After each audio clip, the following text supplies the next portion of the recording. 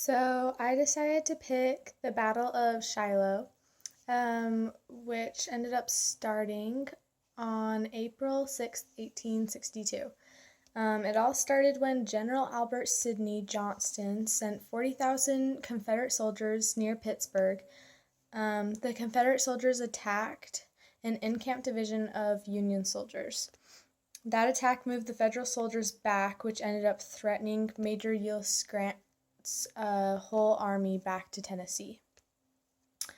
Some of the Federal soldiers made determined stands, and by the afternoon, they had a battle line that the Confederate soldiers had labeled the Hornet's Nest. The rebels attacked again and again, and it supported by massed artillery, which killed or wounded many of the defenders and pushed their lines back further. General Johnston was mortally wounded and ended up being replaced by General Pierre G.T. Ewart. The fighting had continued late into the night. General Grant was reinforced by the Army of Ohio under Major General Don Carlos Buell, and majorly outnumbered Beauregard. I can't pronounce it, but I think it's Beauregard.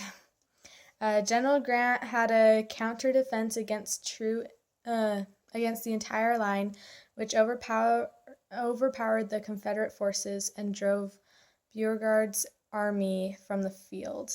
The Confederates lost, which ended up letting the Union advance into the northern Mississippi. So the commanders for the Union, the commander was Ulysses S. Grant, and for the Confederate, it was Albert Sidney Johnston. And there were 110,053 total people involved in this war.